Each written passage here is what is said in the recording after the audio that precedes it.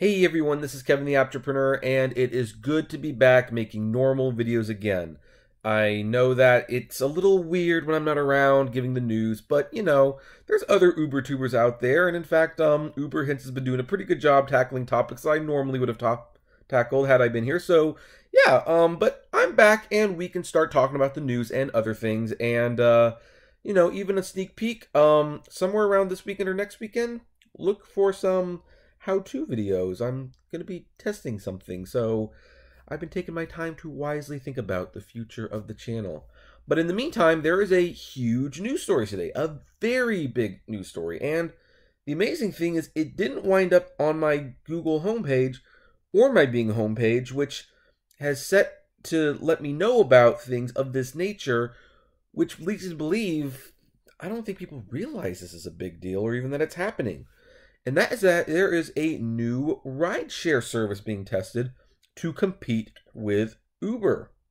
And it's coming from BMW, of all things.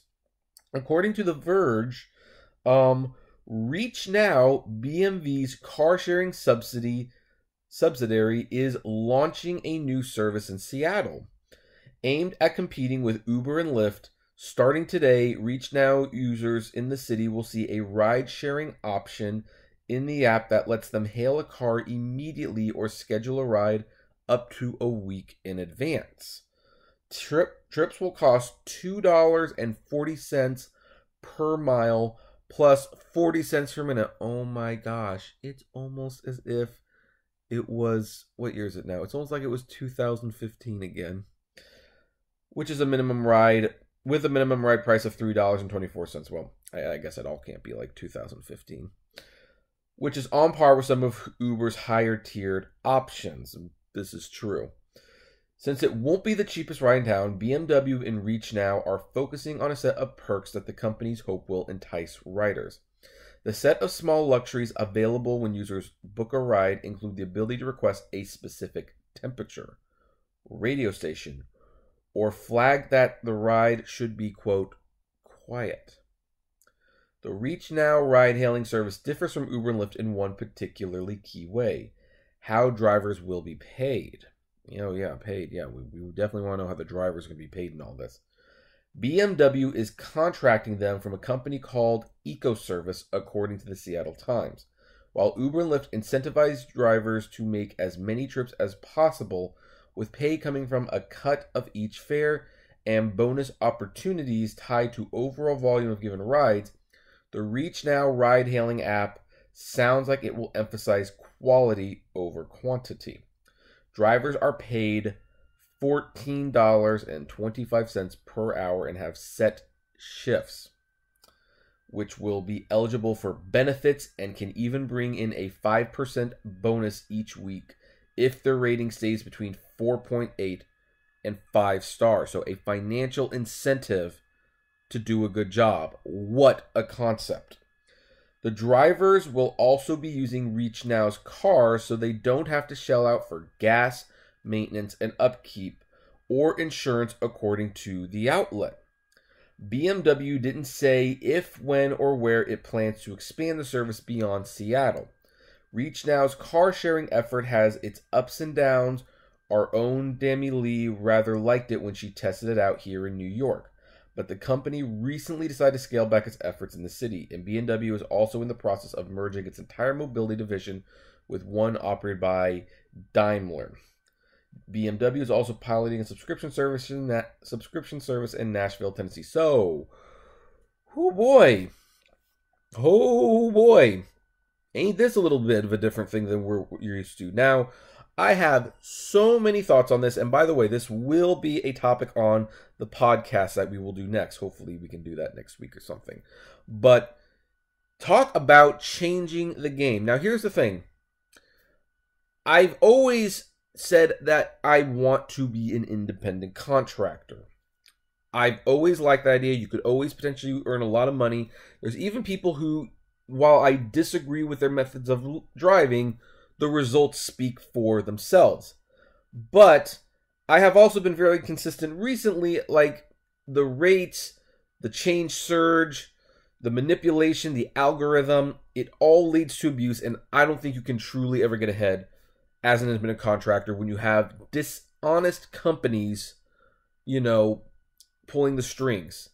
Now, as it stands now, Uber claims that you can make $19 an hour, and Lyft says somewhere around 21. While it's possible, it's not as frequent as you'd like. So, for many, $15 an hour, well, $14.25 really, making $14.25 an hour with benefits plus a 5% commission bonus for keeping your rating high, that might be a very good incentive. Also, you won't be using your own car. There is no wear and tear on this. So, yeah, your car is your car and you're using someone else's car, and that's just the way it is. Now, of course, as the article has pointed out, this is not IC. You are an employee. So your shifts will be set by the company.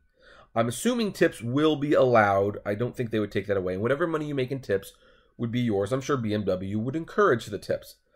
But we're going to see what happens with drivers when they have an employment status and they're incentivized. Because here's the thing.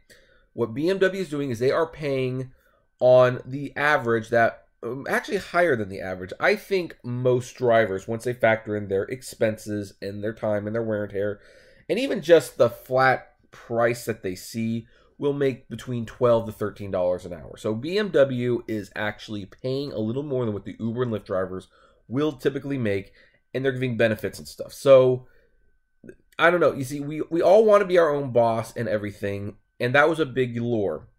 But I think the con is up. The jig is up, so to speak. We know what this really is because Uber and Lyft has just exerted more and more control. As the government clamps down hard on them and as we quit in droves, Uber and Lyft get worse. They say, no, you're still your own boss. I mean, you can't control your pay. You have to have a certain style of car. And, you can't control what the bonuses are.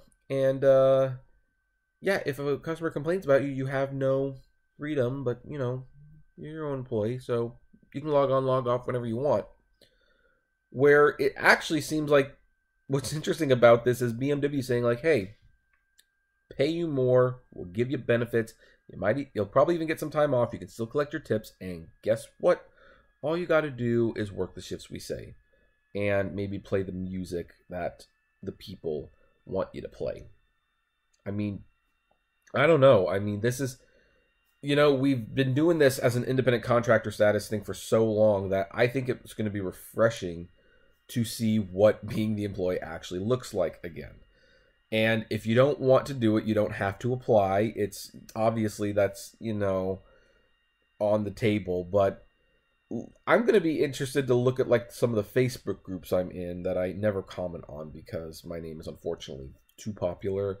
I just get pounced now if I have any opinion whatsoever on one of those Facebook groups. But I will look, and I will look at the payouts, and I'm going to see exactly who's making more money and how much time they're spending when they make more money. I think this is going to be a very, very fascinating experiment. And, and I think this might even be like a good way for people to get into rideshare. Do it with someone established. See if you want to do this. You will get paid well for your time, and if you find out this is really not for you, you can, just leave and move on to the next job. But if you find out you do like it, you can spend your time on someone else's car, someone else's dime, learning the business, figuring out what people like before reaching out into your own and saving your money for a car, because Uber and Lyft do have higher tier price options, and as Ride with Peterson can tell you, being on those options is definitely more profitable than UberX. UberX is just a sinkhole at this point, and you need to get out of it if you haven't gotten out of it already, which, I know there's other Uber tubers who would definitely disagree with me on that, but I believe that. So, anyway, I think that's where we're going to end the topic. We've got a new rideshare service, and it's a competitor to Uber unlike we've ever seen before. And we're going to see how will drivers respond to the concept of being employees again after being mistreated by Uber and Lyft so long. How are you going to feel about it? Are any of you interested in this? I would love to know. So, comment below, like, favorite, share, subscribe.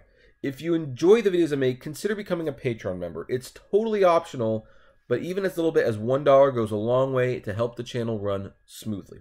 And as always, flame responsibly. Have a good one. It feels so good to be back home again.